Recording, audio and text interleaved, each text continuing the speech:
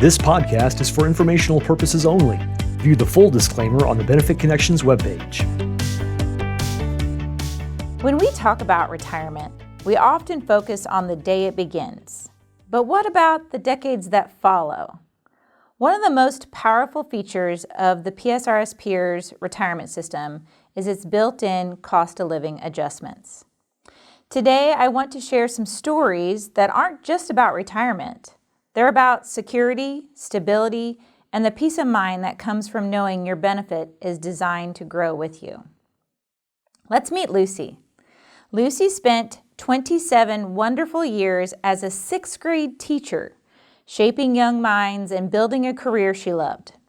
In 2002, Lucy decided it was time to turn the page and begin a new chapter of life, retirement.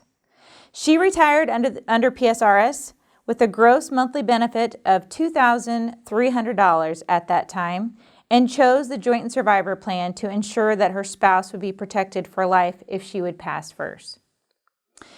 To put things in perspective, at the time of Lucy's retirement in 2002, a gallon of gas cost $1.38 and a dozen of eggs were $1.03. Fast forward now to 2025, 23 years later, Lucy is now nearly retired as long as she worked, but the world has changed quite a bit.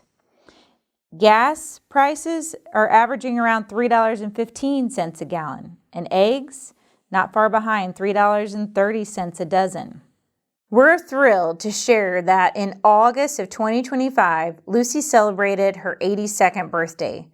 Her current gross monthly benefit has grown to $3,786, a statement to a long-term value of her retirement plan. Our second story is with Sharon. She started working in Missouri Public Schools at the young age of 26 as a secretary. Her children were all in school at that time, so she decided she would go to work with them.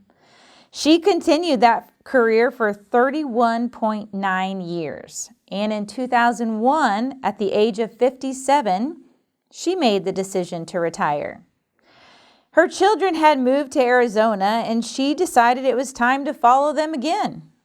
When Sharon retired in 2001, her monthly benefit, not including the temporary benefit she received for 5.5 years, was $2,109.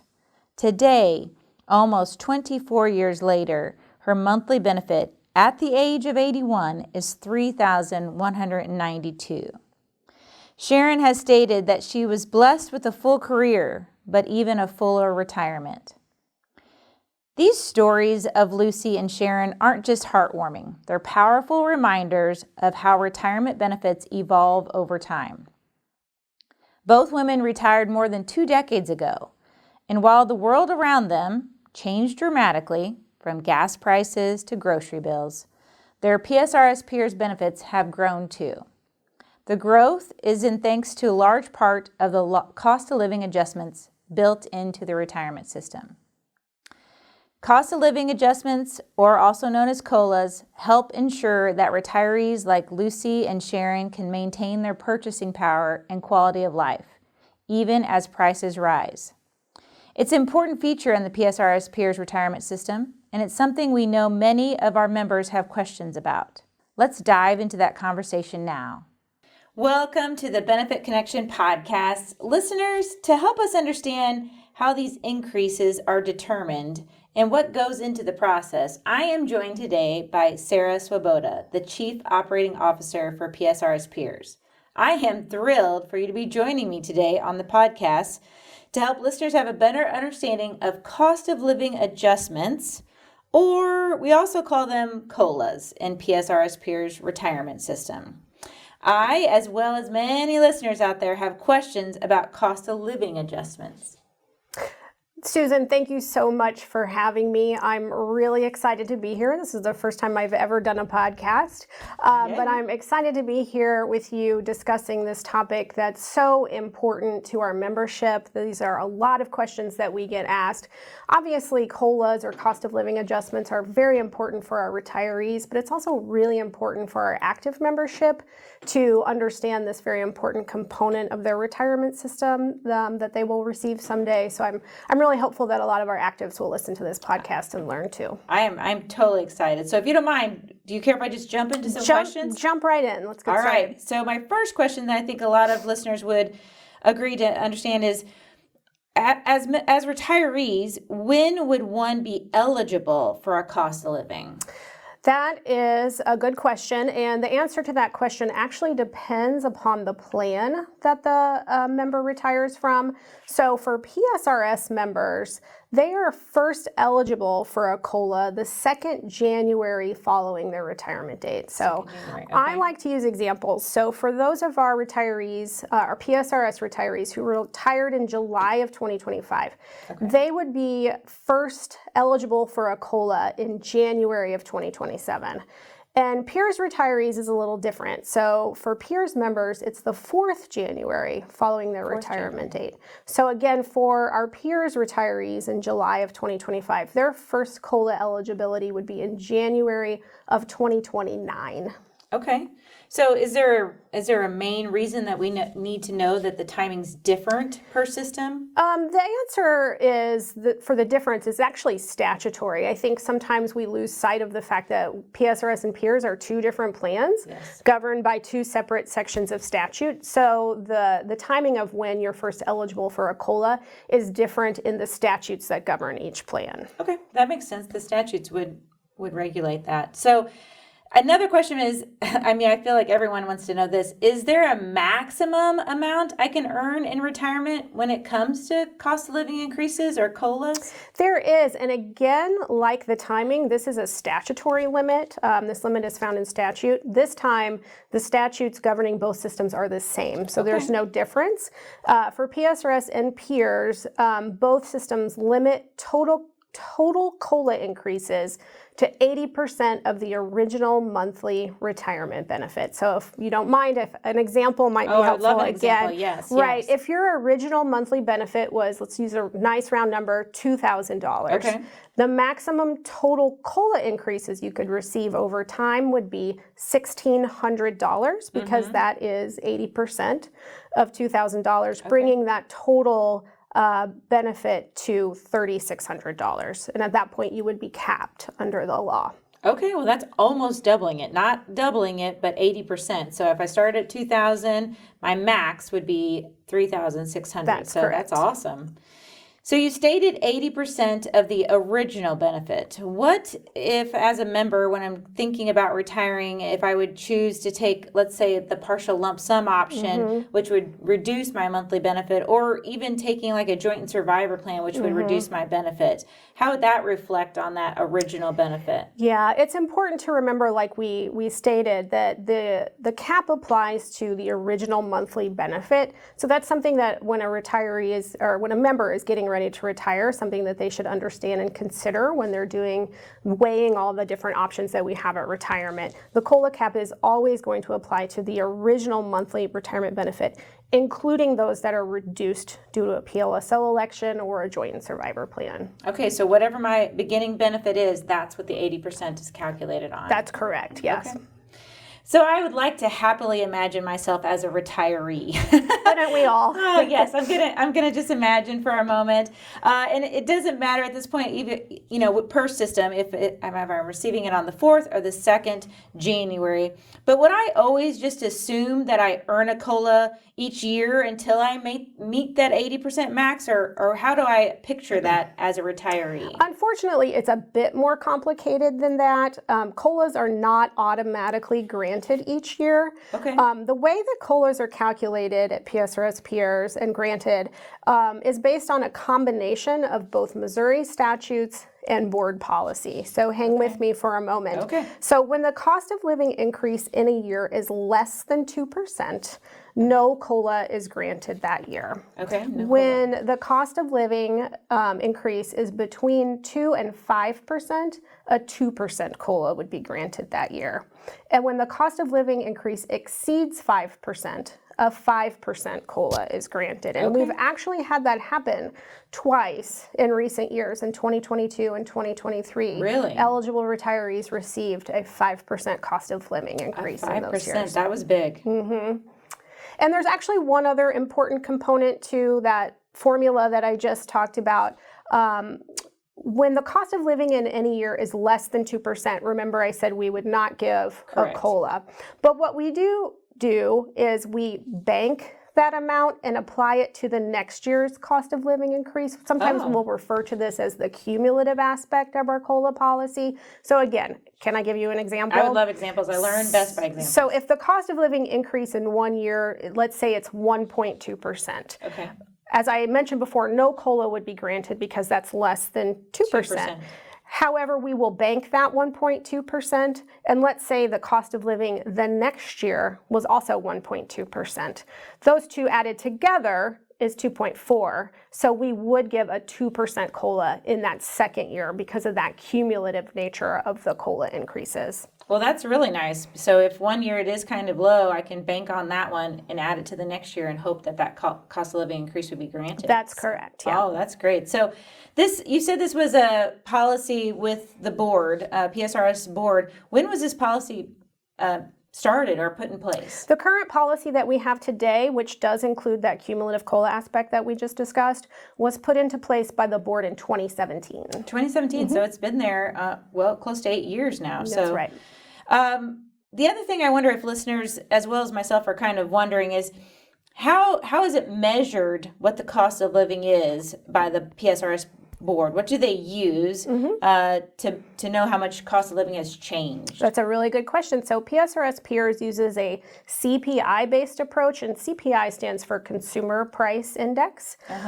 That's what we use to determine the cost of living adjustments. Specifically, we use the CPI-U, which stands for the Consumer Price Index for all urban consumers. This is the primary and most widely referenced measure of inflation in the United States, and it reflects the spending patterns of over 90% of the United States population, so it covers individuals from a broad range of economic backgrounds. That number, the CPI-U, is published monthly by the Bureau of Labor Statistics in the federal government. Okay. And so what's the time period? Like this measurement that we're using the CPI-U for, what's the time period? Is it a calendar year? It is not. Our regulations set our cost of living measurement period from July to June each year, which matches our fiscal year here at PSRS. So it's not a calendar year, it's actually our fiscal year. Okay. And lots of times it's considered the school year, right? So a correct, normal yes. member would be like, well, that's their school That's year the school that year. it's measured. So do COLAs always match? I know this is a question that a lot of times members will come up to me, especially sometimes retirees. Do our COLAs match the COLAs given also by Social Security? They do not. And the reason that they don't is that there are just some differences between how PSRS Peers calculates our cost of living adjustments and how Social Security does it.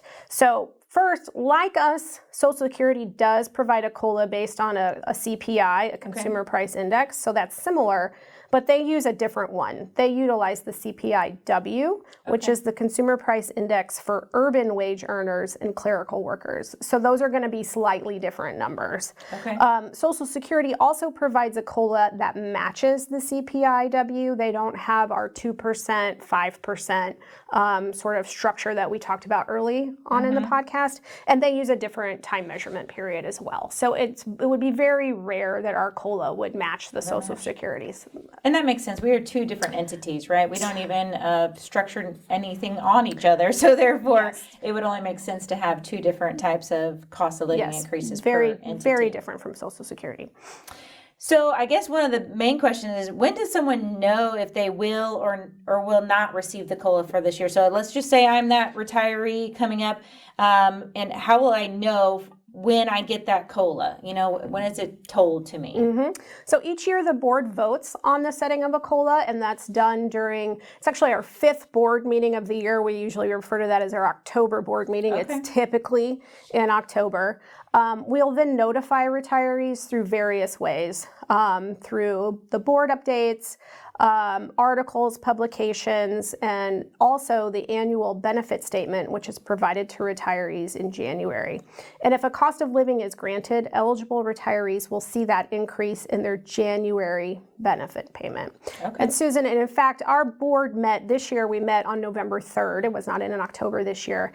And based on the cost of living change for fiscal year 2025, they approved a 2% COLA that eligible retirees will receive in January of 2026. Awesome. Well, 2% is amazing. And I bet that's all over our website if they wanted to see it. But like you said, in their statement, retirees will see that coming to them in January. In January, that's correct. I know this is on our website, but could you maybe go into the history of, let's just say, the last 5 years for PSRS peers when it comes to their cost of living adjustments? I'll actually give you 6 years since I just broke the news on the 2026. Yeah, that's right. So I did go back and look, and so in 2021 we gave a 2%, and as I mentioned earlier, in 2022 and 2023 we gave a 5%. 2024, 2025, and 2026 all 2%. So PSRS Peers has been able to provide a very consistent COLA in these recent times of higher inflation, which I know our retirees are really grateful for that we were able to do that. And Susan, I know you and I have talked about this before, but I have opportunities each year to travel to industry conferences where we meet with our peers at retirement systems throughout the country. Right. And having talked with individuals at many retirement systems throughout the United States, I can tell you that our level of consistency in providing COLAs is very unusual and definitely not something that we take for granted here at the systems. I agree. That's awesome, especially when you compare it to other settings that are just like us across the state. Mm-hmm. COLAs are also helpful for our retirees, but looking at the big picture right now, we know they're helping our retirees during this purchasing power time, but overall, the big picture, what kind of financial impact do cost of living, or known as COLAs, have on the system for PSRS peers? That is also a very great question. We understand how important COLAs are for our retirees, and we are, as I mentioned, very happy that our system has been able to provide them, as we discussed. However, we also have to keep in mind that COLAs are one of the most expensive components of our plans because they apply to so many individuals and are ongoing obligations. For any individual person, a 2% COLA, while really wonderful, doesn't seem like, a huge amount of money. But across our entire membership and across the rest of our retirees' lives on an ongoing basis, they are very expensive. I reached out to our CFO in preparation for talking with you, and he provided me with the following numbers related to the 2% COLA that we provided for fiscal year 2024. Okay. The PSRS, the cost of that 2% COLA was $600 million to the plan. And you said million. And I said million. Okay. And for peers, the cost of the 2% COLA was $60 million to the plan. So they are a very expensive, although important, very expensive component to the PSRS and peers plans. Wow, that's very, very interesting to know. I started today with true stories that share the impact of not only the greatness of PSRS peers retirement, but how extraordinary it is to have cost of living increases in the system. It is significant to have a board who is committed to maintaining the financial health and the strong funding status of the systems. At the same time, this board is dedicated to doing so while also providing stable and secure benefits and working to ensure that our retirees maintain that purchasing power throughout retirement years. On a personal note, my mother is also a retiree of PSRS. I told her she would be in the podcast today. She retired 30 years ago. She will be the first to tell you that while she is not rich, she is definitely able to keep up with the cost of goods, even though she just turned 80 this May. I know she would want me to pass this along, Sarah, that she is tremendously grateful to you as well as the PSRS board and all those who continue to work very hard to keep the system strong and financially stable. So thank you, Sarah, for sharing your knowledge with all of us today. Well, thank you, Susan. I'm really happy I could join you today. And as I know you know, I happen to know your mom. Oh, yes. And I can attest that she was an amazing kindergarten teacher in her professional life because she was my kindergarten teacher. Oh, that's such a small world. I won't disclose what year that was, but it was quite some time ago. Wonderful lady. And I'm glad that her great public school teaching career has afforded her peace of mind in her retirement. She certainly deserves it, and it's an honor every day to come to work and do this job for the benefit of your mom and for all of our membership. So thank you for having me today. Thank you, Sarah. This was awesome. Thanks for joining us. Make sure to look for more Benefit Connection episodes on our website, and I will see you in the next episode.